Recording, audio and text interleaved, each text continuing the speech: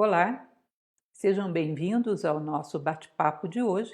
Hoje vamos tratar de mais um artigo do professor José Carlos Fernandes, diretor nacional de Nova Acrópole em Portugal. Já falei para vocês que se trata de um filósofo com uma habilidade como escritor muito grande, e hoje vamos tratar de um artigo bastante interessante que se chama Murmúrios na História, os Terapeutas.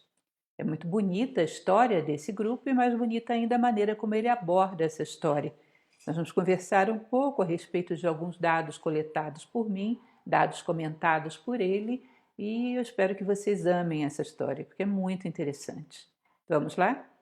Bom, terapeutas, dentro do meu estilo de dar palestra, que vocês sabem, obviamente eu começaria pela origem da palavra, pela etimologia. A etimologia de terapeutas vem do verbo grego terapeuem, que significa cuidar, atender, aliviar. Daí vem a palavra terapia. Terapeuta, então, a princípio seria um servidor, um servo, aquele que cuidava de um templo ou aquele que se dedicava a um deus especificamente. E também, em paralelo, começa a ser aplicado àqueles que cuidavam da saúde das pessoas, que é o significado de terapia mais estrito senso que nós temos hoje em dia.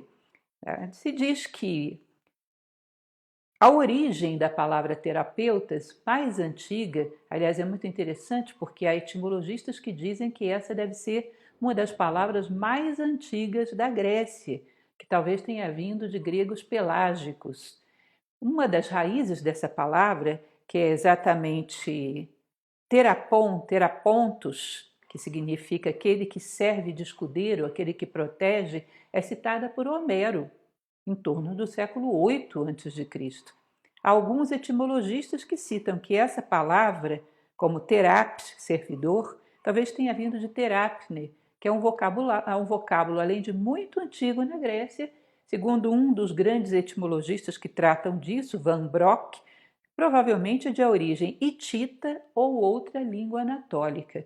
Ou seja, trata-se de uma palavra arcaica, do grego arcaico, provavelmente vindo ou dos gregos pelágicos ou mesmo através desses de alguma outra civilização daquela região.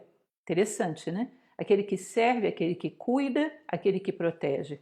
Aos homens, aos deuses, aos cerimoniais, aquele que protege um guerreiro com seu escudo, aquele que conduz o carro de guerra do guerreiro, é a acepção que usa Homero. Lembra muito, para quem conhece um épico indiano, o Bhagavad Gita, onde aquele que conduz a carruagem do grande protagonista, que é o príncipe Arjuna, quem conduz essa carruagem era Krishna, ou seja, Krishna aí teria o papel de um terapeuta, segundo o vocábulo grego. Muito bonita essa etimologia.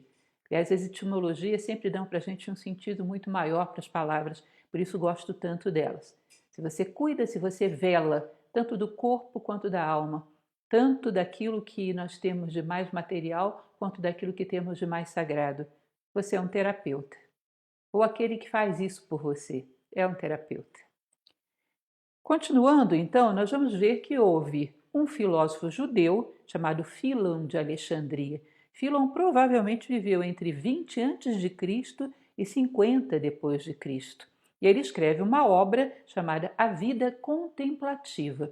Esse filósofo judeu esteve na companhia, conviveu algum tempo com os terapeutas.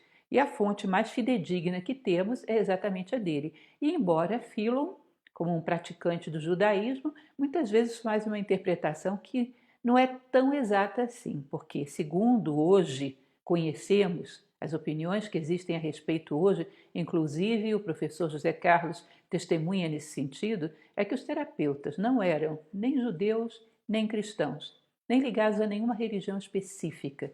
Eles eram um grupo monástico.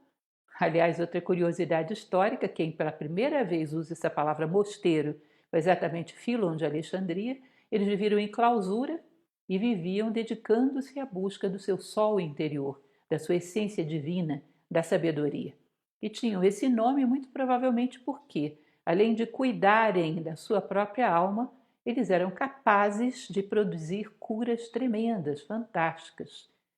Interessante, porque se diz que eles não existiam para isso. Mas eles diziam, segundo Philon, que não era o sol físico que eles adoravam. O sol físico era um mero símbolo da alma do sol, que tem atributos de luminosidade, ou seja, sabedoria, unidade, e é a garantidora de toda a vida. E que algo dessa alma do sol existe dentro de nós. A nossa alma seria a imagem e semelhança da alma do sol. Então, esse símbolo da iluminação, do calor, da vida que o sol proporciona, como um atributo da alma, fazia com que eles tivessem todo esse aspecto devocional. Portanto, o dia para eles era sagrado e dedicado às coisas da alma. Só depois que anoitecia poderiam se alimentar. Bom, eles ficavam, às vezes, aliás, um detalhe importante, que não é nem detalhe, é algo muito importante, que os aparenta com os pitagóricos. Aliás, constantemente o professor José Carlos fala sobre essa semelhança deles com os pitagóricos. Eles tinham mulheres e admitiam mulheres em igualdade.